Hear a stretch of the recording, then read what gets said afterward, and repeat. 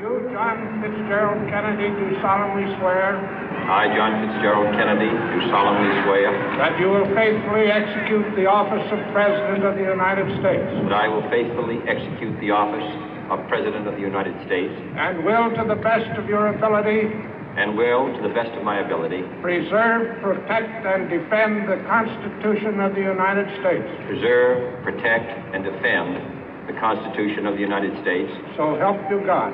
So help me God.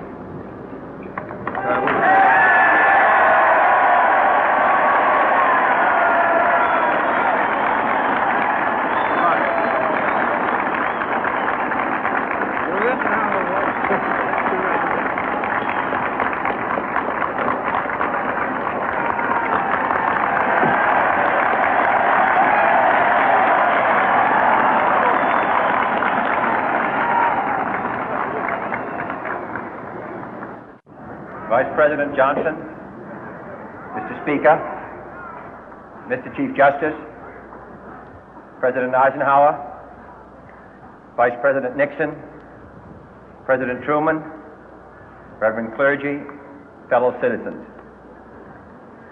We observe today not a victory of party, but a celebration of freedom, symbolizing an end as well as a beginning, signifying renewal as well as change.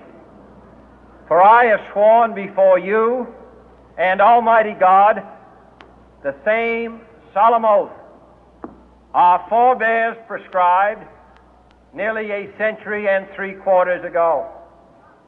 The world is very different now, for man holds in his mortal hands the power to abolish all forms of human poverty and all forms of human life.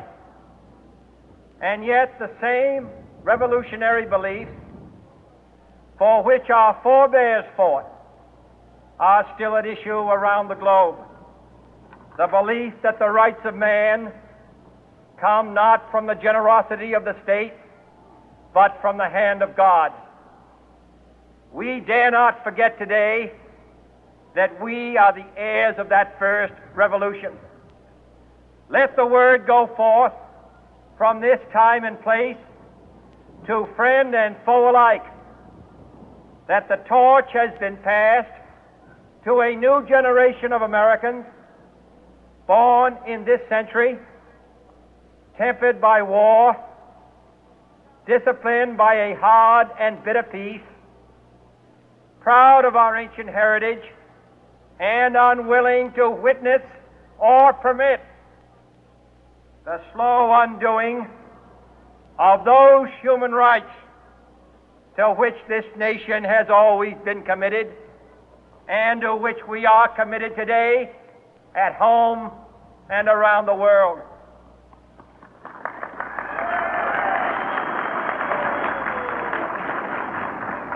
Let every nation know, whether it wishes us well or ill, that we shall pay any price, bear any burden, meet any hardship, support any friend, oppose any foe to assure the survival and the success of liberty.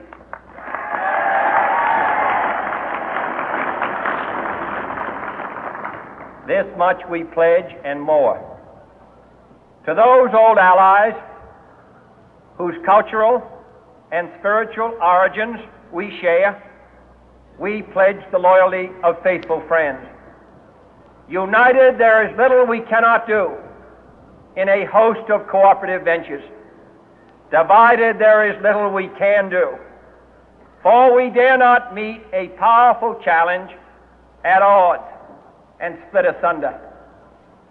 To those new states whom we welcome to the ranks of the free, we pledge our word that one form of colonial control shall not have passed away merely to be replaced by a far more iron tyranny. We shall not always expect to find them supporting our view, but we shall always hope to find them strongly supporting their own freedom, and to remember that in the past, those who foolishly sought power by riding the back of the tiger ended up inside.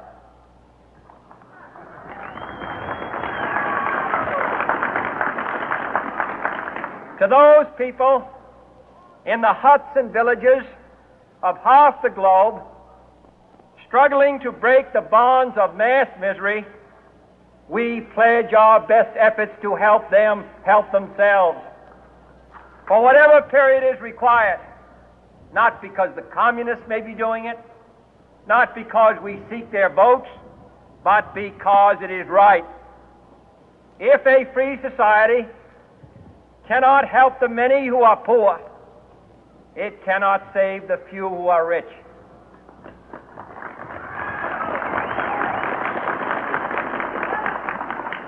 To our sister republics south of our border, we offer a special pledge to convert our good words into good deeds, in a new alliance for progress, to assist free men and free governments in casting off the chains of poverty. But this peaceful revolution of hope cannot become the prey of hostile powers. Let all our neighbors know that we shall join with them to oppose aggression or subversion anywhere in the Americas. And let every other power know that this hemisphere intends to remain the master of its own house.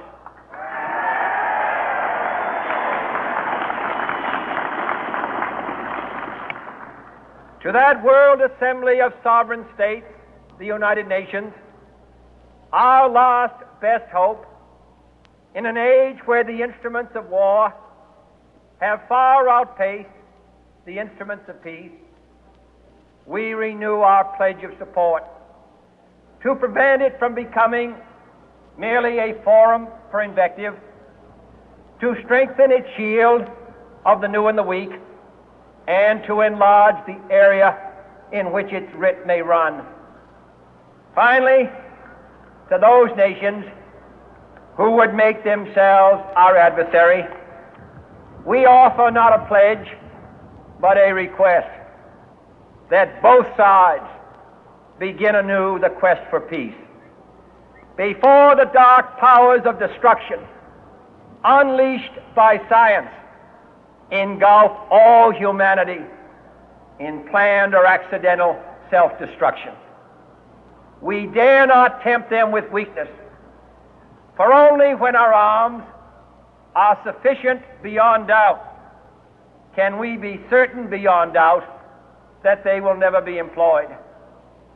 But neither can two great and powerful groups of nations take comfort from our present course, both sides overburdened by the cost of modern weapons, both rightly alarmed by the steady spread of the deadly atom, yet both racing to alter that uncertain balance of terror that stays the hand of mankind's final war.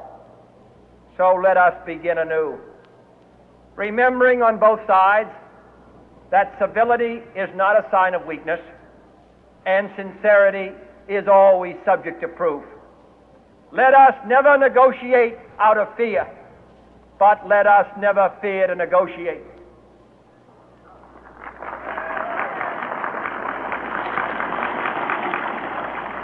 Let both sides explore what problems unite us, instead of belaboring those problems which divide us.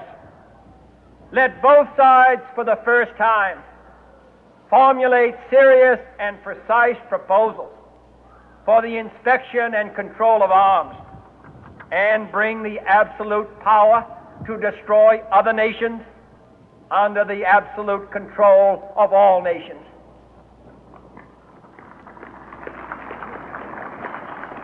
Let both sides seek to invoke the wonders of science instead of its terrors. Together, let us explore the stars, conquer the deserts, eradicate disease, tap the ocean depth, and encourage the arts and commerce.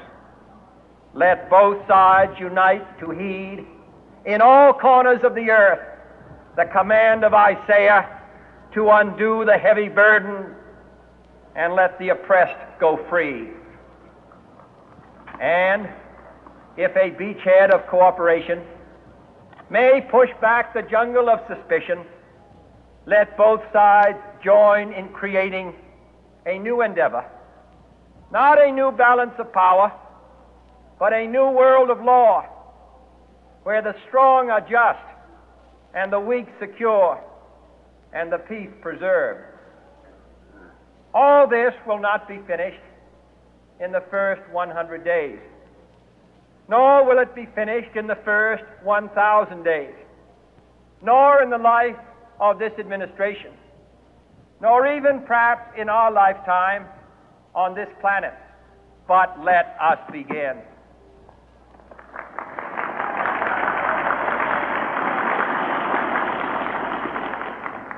In your hands, my fellow citizens, more than mine, will rest the final success or failure of our course. Since this country was founded, each generation of Americans has been summoned to give testimony to its national loyalty. The graves of young Americans who answered the call to service surround the globe. Now the trumpet summons us again, not as a call to bear arms, though arms we need, not as a call to battle, though in battle we are, but a call to bear the burden of a long twilight struggle, year in and year out, rejoicing in hope, patient in tribulation, a struggle against the common enemies of man, tyranny, poverty, disease, and war itself. Can we forge against these enemies a grand and global alliance, north and south, east and west, that can assure a more fruitful life